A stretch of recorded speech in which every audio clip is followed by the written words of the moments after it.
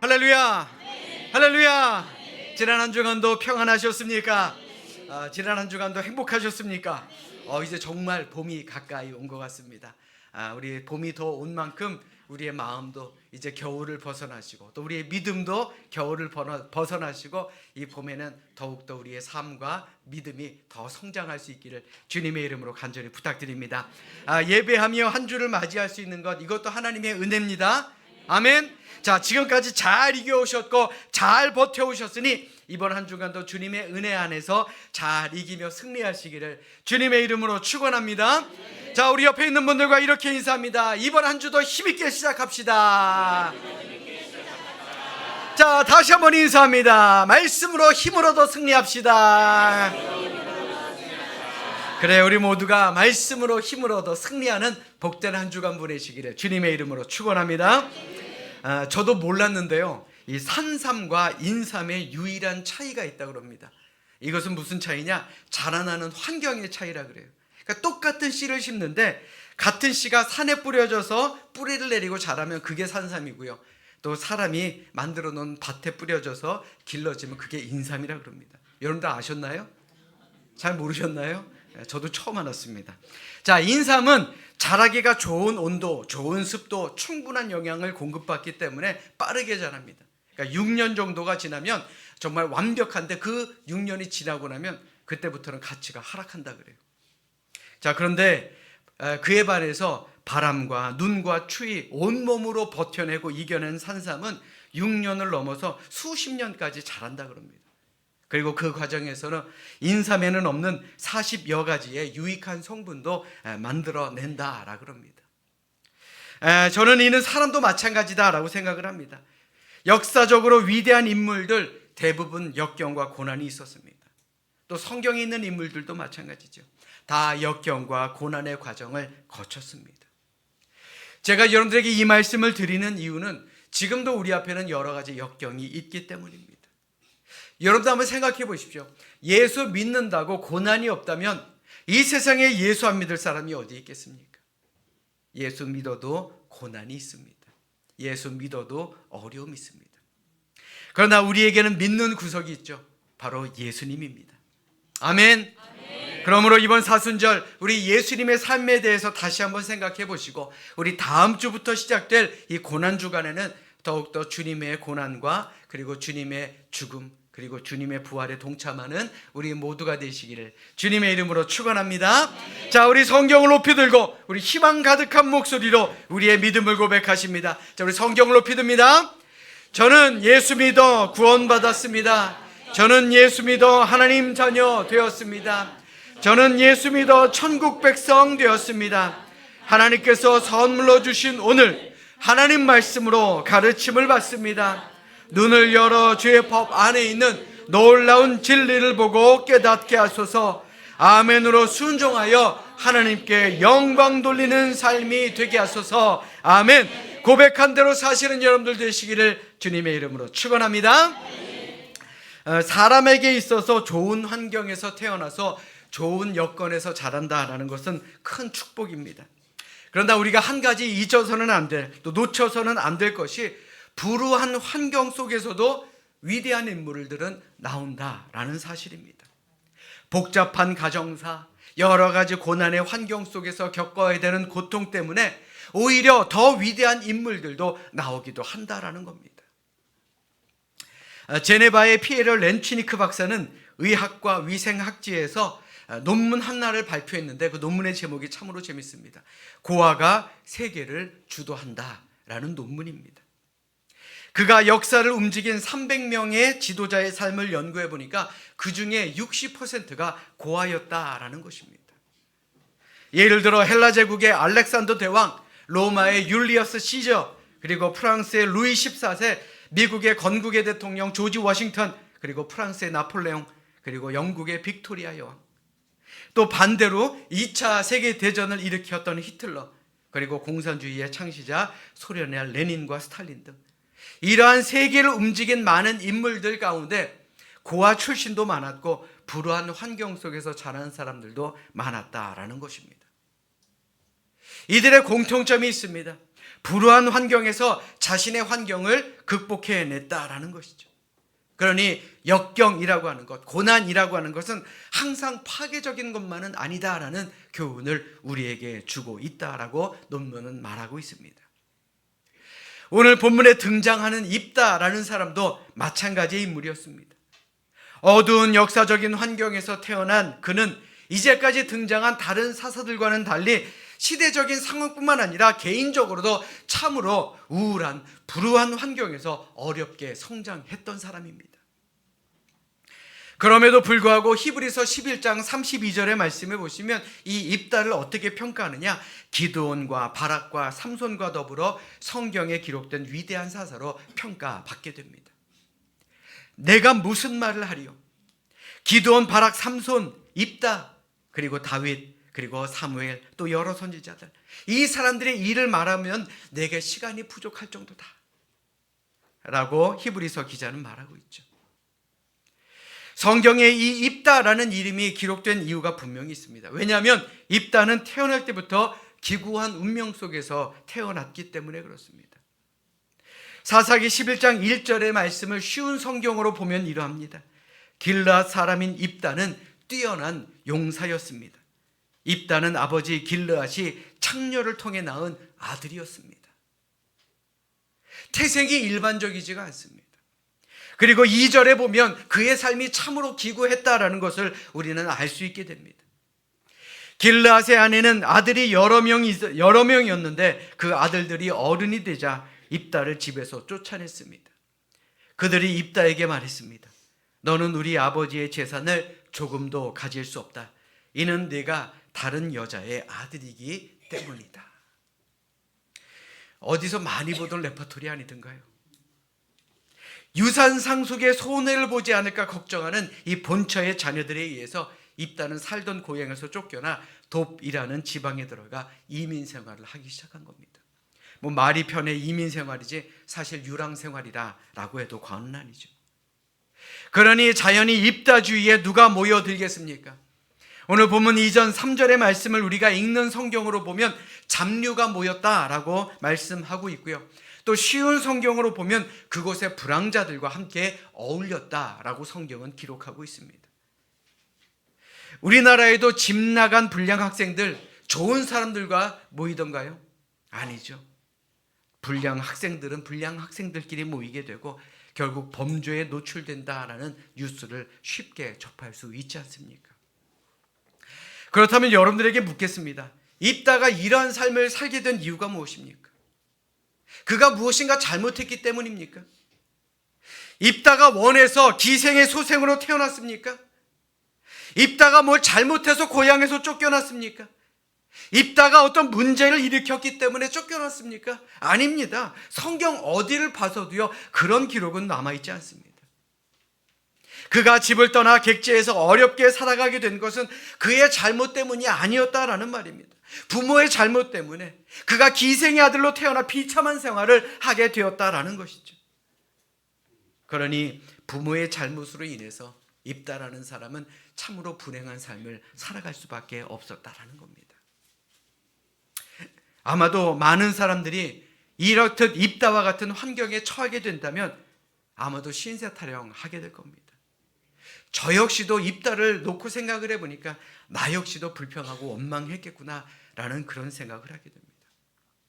부모에 대해서, 형제 자매에 대해서, 또한 이웃에 대해서, 고향에 대해서 원망하지 않았겠습니까? 그러나 입다는 달랐습니다. 비록 아무 잘못도 없이 억울하게 고향에서 쫓겨나 그가 유랑 생활을 하고 있지만 그는 좌절하거나 포기하지 않았습니다. 더욱이 그 주변에 불황자들이 몰려 있었기 때문에 그는 깽단을 조직해서 나쁜 짓을 얼마든지 할 수 있는 그런 환경이 있었을 것입니다. 그런데도 그는 그렇게 하지 않았습니다. 그 근거가 어디 있습니까? 바로 입다는 큰 용사, 즉 뛰어난 용사였다라는 것입니다. 다시 말해서 그는 자신의 환경을 원망하지 않고 무사로서 실력을 쌓아나갔다라는 것입니다. 오늘 본문 5절로 6절의 말씀해 보십시오. 암몬 자손이 이스라엘을 치려할 때에 길르앗 장로들이 입다를 데려오려고 돕당에 가서 입다에게 이르되 우리가 암몬 자손과 싸우려 하니 당신은 와서 우리의 장관이 되라 하니 라고 말씀합니다. 이 말이 무슨 말입니까? 자신을 쫓아냈던 길앗 사람들이 오히려 돌아왔습니다. 왜요? 우리의 장관이 되어주십시오. 우리 군대의 지휘관이 되어주십시오. 이 부탁할 정도로 이 입다라는 사람은 자신의 실력을 키웠다라는 겁니다. 저는 믿음의 사람들이야말로 이러한 모습을 가져야 되는 사람이 되어야 된다라고 믿습니다. 믿음의 사람은 어떤 사람이냐? 불행한 자신의 환경 때문에 절망하지 않는 사람입니다. 그런 환경 속에서도요, 실력을 키워 나가는 사람, 바로 그 사람이 믿는 사람 아닙니까? 우리 그리스도인들이 그렇게 되어야 하는 것입니다. 왜요? 누구를 위해서요? 바로 하나님을 위해서. 하나님께 복이 되게 하기 위해서, 하나님께 덕이 되게 하기 위해서, 하나님 나라의 회복을 위해서 이 세상에 거룩한 도전장을 낼 수 있는 실력 있는 실력자가 되어야 한다라는 것입니다. 여러분 한번 생각해 보십시오. 세상에서 영향력을 미치는 삶을 사는 것 저절로 되지 않습니다. 많은 사람들이 꿈이, 비전이 인생을 바꿔놓는다라고 말하죠. 그런데 이거는요, 반은 맞는 말이지만 반은 틀린 말입니다. 꿈이나 비전이 인생을 살맛나게 하고 달려갈 방향을 제시해 주기는 하지만 그 자체가 인생을 바꾸지는 못하는 것입니다. 꿈과 비전이 이루어지려면 대가를 치러야 한다는 겁니다. 실력을 쌓아나가요. 노력을 해야 된다라는 말입니다. 제가 여러분들에게 가끔 드리는 말씀 중에 복권 1등 당첨되는 방법, 이것에 대해서 여러분들에게 말씀드린 적이 있습니다. 자, 로또 복권 1등에 당첨되는 방법, 가장 첫 번째 방법이 뭡니까? 그렇죠. 복권을 사야죠. 그리고 난 다음에 결과는 하나님께 맡기는 겁니다. 아니, 생각해 보십시오. 복권도 사지도 않고 1등에 당첨되면 나 이거 해야지, 복권 당첨되면 야 교회 하나 지어야지, 그게 무슨 소용이 있겠습니까? 복권을 사야죠. 오늘 본문의 입다는 좋지 않은 환경 속에서도 하나님 앞에서 뛰어난 용사다라는 평가를 받았습니다. 얼마나 많은 노력을 했겠습니까? 얼마나 피나는 노력을 했겠느냐라는 말입니다. 사랑하는 여러분, 여러분들의 삶은 늘 평안하십니까? 저는 여러분들의 삶이 늘 평안하시길 기도합니다. 그러나 여러 가지 위기도 분명히 있을 것입니다. 입다만큼은 아니더라도 크고 작은 위기가 우리 앞에 늘 놓여 있을 것입니다. 그런데 중요한 것은 무엇입니까? 환경을 탓하는 것이 아닙니다. 고민만 하고 있는 것이 아닙니다. 오히려 여러분들이 있는 그 자리, 그곳에서 최선을 다해야 된다는 것입니다. 심겨진 자리에서 꽃을 피우지 못하면요, 그 씨앗은 어딜 가든지 꽃을 피울 수 없습니다. 불행한 환경으로 인해서 낙심하지 마십시오. 누구를 원망하지도 마시기 바랍니다. 오히려 하나님 앞에 내가 큰 용사가 되겠다, 내가 하나님께 큰 쓰임 받겠다, 내가 심겨진 곳에서 정말 좋은 열매를 맺겠다, 이러한 믿음을 가지고 여러분들이 심겨진 그 자리에서 입다처럼 실력을 키워나가는 우리 모두가 되시기를 주님의 이름으로 간절히 축원합니다. 뿐만 아니라 입다는 뛰어난 용사임과 동시에 넓은 마음을 가진 사람이었습니다. 그렇게 타지에서 고생을 하고 살고 있는데 암몬 족속이 쳐들어왔다고 우리를 대신해 줬으면 싸워주세요 부탁을 하던 고향 사람들을 마주했을 때 그의 심정이 어떻겠습니까? 아마 저 같았으면 야 진짜 너희들 양심도 없다, 여기가 어디라고 오냐, 썩 꺼지지 못할까 라고 큰 소리를 쳤을 것입니다. 그도 그럴 것이 오늘 본문 7절 말씀을 보십시오. 입다가 길르앗 장로들에게 이르되 너희가 전에 나를 미워하여 내 아버지 집에서 쫓아내지 아니하였느냐? 이제 너희가 환난을 당하였다고 어찌하여 내게 왔느냐 하니라. 이 말씀을 보면 길르앗 사람들이 얼마나 입다를 구백했는지 알 수 있는 말씀 아닙니까? 또 오늘 본문 11절 말씀 보십시오. 이에 입다가 길르앗 장로들과 함께 가니 백성이 그를 자기들의 머리와 장관으로 삼은지라. 입다가 미스바에서 자기의 말을 다 여호와 앞에 아뢰니라 라고 말씀합니다. 그는 비록 자기를 미워하고 자기를 구박하고 자기를 푸대접하고 자기를 쫓아낸 고향 사람들이었지만 그는 그들을 용서하고 전쟁터에 나가서 암몬 군대를 향해서 싸우기로 결심했던 것입니다. 여러분도 한번 상상해 보십시오. 만약 내가 입다였다면 과연 여러분들의 입에서 어떤 말이 나왔겠습니까? 야, 나 저럴 줄 알았어. 야, 진짜 꽃이다. 야, 두고 보자 했는데, 야, 진짜 이게 웬 기회냐. 내가 지금은 도와주지만 안 문 사람하고 싸운 다음에는 기다려, 니들 차례야. 그러지 않았겠습니까? 그런데 저도 그런 것 같습니다. 저도 다른 사람들과 똑같습니다. 전에 사역하던 교회에서 다른 부목사님과 갈등이 있었는데 사실 별것도 아닌 거거든요. 그냥 미안하다라고 끝을 내면 되는 일이었는데 이게 사실 서로가 자존심이 세다 보니까 시간이 지나고 갈등의 골이 깊어지기 시작한 겁니다. 눈도 안 마주치게 되고 밥도 같이 안 먹고 서로에 대한 감정만 더 안 좋아지는 겁니다. 그러던 어느 날 UFC라는 스포츠를 보게 됐는데 이게 제 굉장한 힐링이 되더라고요. 그러니까 UFC 아시죠, 여러분들? 케이지 안에서 서로 쓰러질 때까지, 터질 때까지 서로 주먹으로 싸우는 그런 스포츠입니다. 근데 이거를 기술 하나하나를 다 눈여겨보게 되더라고요. 왜냐하면 혹시나 나중에 싸우게 되면 저 기술을 써야지. 야, 어떻게 하면 내가 주먹이 빨리 나갈 수 있을까? 나 저 기술 꼭 배워야 되겠다. 물론 지금은 화했다고 여러분들에게 말씀드렸습니다. 오해하지 마시기 바랍니다. 근데 그때 생각해 보면요, 정말 용서가 안 되고 용납이 안 되는 제 모습이 보이더라고요. 참 아이러니하게도 교인들에게는 뭐라고 설교합니까? 서로 용서하십시오, 서로 사랑하십시오, 이렇게 설교하면서도 어째 너는 그렇게 용서하지도 못하냐? 어째 그 손 하나만 내밀기도 그렇게 어렵냐? 이런 하나님의 말씀을 듣고 난 참 부끄러운 목사구나 라는 그런 생각을 하게 되었습니다. 사랑 여러분, 이 자리에 입다만큼 억울하신 분 계십니까? 이 자리에 억울하게 옥살이를 한 요셉보다 억울하신 분 계십니까? 예수님 전하다가 옥에 갇히고 매를 맞고 죽을 뻔했던 사도 바울보다 억울하신 분 계십니까? 용서의 마음, 이야말로 주변의 사람들을 모을 수 있는, 부를 수 있는 비결입니다. 우리 인간은 기계가 아닙니다. 조금의 실수도 범하지 않고 살아갈 수 없습니다. 사실 사람은요, 실수의 가능성과 함께 살아간다라고 해도 과언은 아닐 것입니다. 그러므로 우리에게 필요한 것이 무엇입니까? 바로 용서의 마음입니다. 사랑하는 자세가 우리에게 필요하다라는 것입니다. 만약 마음속에 미움과 적개심을 품고 있으면 이 마음이 다른 사람에게도 상처를 주지만 사실은 본인에게 더 큰 상처를 준다라는 사실, 우리는 이것을 기억해야 합니다. 여러분들 잘 들으십시오. 남을 미워하면요, 상대방이 손해보는 게 아니더라고요. 나 스스로가 손해를 보게 되는 거더라고요. 여러분 한번 생각해 보십시오. 여러분 한번 누구를 미워해 보십시오. 밤에 분해서 잠 못 자는 게 누굽니까? 그 사람인 것 같아요? 아니죠. 접니다. 본인이 분해서 억울해서 잠을 못 잡니다. 더욱이 미워할 때에 우리의 마음속에는 감사는 점점 사라지게 됩니다. 감사가 사라지면요, 희한하게 기도가 사라지게 됩니다. 기도가 사라지면 우리의 믿음도 사라지게 된다는 겁니다. 그러니 이 모든 것이 마귀의 역사 아니겠느냐라는 말입니다.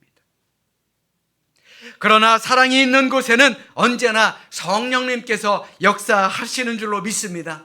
여러분들 마음에 사랑을 품으십시오. 그곳이 바로 하나님이 일하시는 곳이고 성령님께서 함께하시는 곳임을 우리 다시 한번 기억하시기를 주님의 이름으로 부탁드립니다. 그러므로 이 시간 진정으로 바라기는 우리 입다처럼 용서의 사람들 되시길 바랍니다. 미움보다는 사랑이 넘치는 사람들이 되시길 바랍니다. 아멘. 자, 우리 옆에 있는 분들에게 이렇게 알려줍시다. 서로 사랑하며 살겠습니다. 자, 다시 한번 인사합니다. 내 속에 있는 미움 지우겠습니다. 그래요. 이런 말이 있습니다. 서로 사랑하며 살아도 세월은 짧다고요. 그게 우리의 삶입니다. 그러니 짧은 세월 더욱더 서로 아끼고 더욱더 서로 사랑하며 우리의 믿음을 세우시는 우리 모두가 되시기를 주님의 이름으로 축원합니다. 입다가 위대한 사람이 될 수 있었던 마지막 이유는요, 그는 하나님을 의지했던 사람이었기 때문에 그렇습니다. 오늘 본문 이전 1절에서 입다를 소개하는 첫 머리에 길르앗 사람 큰 용사라고 말합니다. 무예가 뛰어난 사람 혹은 자타가 공인하는 큰 용사였다라는 것이죠. 그런데 그가 전쟁터에 나가달라고 부탁을 받았을 때 뭐라고 이야기합니까? 그래, 암몬 사람들 다 오라 그래. 내가 이겨줄게. 나 힘세. 내가 싸울 거야. 이렇게 말하지 않았습니다. 오늘 성경 본문 9절의 말씀을 쉬운 성경으로 보면 이해가 빠릅니다. 그러자 입다가 길르앗 장로들에게 말했습니다. 당신들과 함께 길르앗으로 돌아가서 암몬 사람들과 싸운다고 합시다. 만약 여호와께서 나를 도와 이긴다면 나를 당신들의 통치자로 세우겠다는 말이요 라고 기록하고 있습니다. 여기서 눈여겨봐야 되는 단어는 바로 만약입니다. 만약. 개역개정판에는 만일이라고 기록되어 있지요. 우리가 자칫 오해할 수 있는데 이 만약, 만일이라는 말은 히브리어로 울라이라고 말합니다. 이 울라이라는 말은 혹시 그럴지 안 그럴지, 하나님이 함께 하실지 안 할지 내가 모른다, 두려움이나 의심을 표현하는 단어가 아닙니다. 이 단어는 소망과 믿음을 표현하는 단어입니다. 그러니까 정확하게 문맥을 살핀다면 이렇게 번역을 할 수가 있겠죠. 하나님께서 나와 반드시 함께 하셔서 내가 이길 것을 믿는데, 그렇다면 나를 당신들의 통치자로 삼는다는 말입니까? 이 말입니다. 한마디로 입다는 자기 자신의 힘을 믿은 것이 아니라 나와 함께 하시는 하나님의 힘을 믿었다라는 겁니다. 입다는 여호와께서 암몬을 그에게 붙이실 때 그는 승리할 수 있다라고 믿었습니다. 자신의 힘과 자신을 따르는 그 무리들, 불황자들을 믿은 것이 아닙니다. 하나님의 능력을 믿었다라는 것이죠. 하나님께 도움을 구했고 하나님께 모든 걸 아뢰었습니다. 저는 이것이 진짜 믿음의 사람의 모습이며 결국 입다가 승리하게 된 원동력이었다라고 믿습니다. 사랑하는 여러분, 여러분들의 삶에도 큰 위기가 다가올 때가 분명히 있을 것입니다. 염려할 수밖에 없는 일들, 내 힘으로 이겨내기 힘든 일들도 분명히 있을 것입니다. 그런데 바로 그때가 절망할 때가 아니고요, 오히려 하나님 앞에 기도할 때다라고 생각되지 않으십니까? 내 힘으로 하려다 보면요, 오히려 망가질 때가 있더라고요. 실패할 때가 있더라고요. 그러나 하나님을 믿고 하나님 앞에 엎드리는 방법이 문제 해결의 가장 빠른 길인 줄로 믿습니다. 여러분들 삶에 어려움이 있습니까? 여러분들 삶에 고난이 있습니까? 그러면 하나님 앞에 엎드려 기도하십시오. 하나님께 맡기십시오. 하나님께서 해결해 주실 줄로 믿습니다. 우리의 인생살이 우리의 손에 달려있는 것 같지만 아닙니다. 우리를 성공하게 하시는 것은 하나님입니다. 그러니 하나님께 맡기는 것, 이것이 가장 지혜로운 방법 아니겠습니까? 사랑하는 여러분, 우리도 살다 보면 모든 것이 평안하지 않고 불안할 때가 있을 것입니다. 그러나 지금 여러분들이 있는 그 자리가 새로운 출발점임을 다시 한번 기억하시길 바랍니다. 절망하지 마십시오. 오히려 입다에게 배우시길 바랍니다. 그는 불우한 환경, 고난의 환경을 극복하고 바닥에서 정상으로 올라간 사람이었습니다. 그러니 있는 그 자리에서 최선을 다하십시오. 그리고 여러분들이 심겨진 곳에서 좋은 열매를 맺으려고 노력하십시오. 마음에 미움이나 증오, 섭섭한 감정이 있으면요, 우리는 절대 좋은 열매를 맺을 수 없습니다. 서로 용서하고 사랑으로 대하십시오. 낮은 자를 높여주시고 바닥에 있는 자를 높이시는 그 하나님을 의지하고 하나님께 모든 것을 다 내어 맡기시길 바랍니다. 아멘. 우리가 그렇게 할 때에 오늘을 사는 우리도 입다처럼 많은 시련 속에서도 복된 길이 열림을 믿으시고 이번 한 주간도 하나님과 행복한 동행을 이루며 살아가는 우리 모두가 되시기를 주님의 이름으로 축원합니다. 축원합니다. 기도하겠습니다.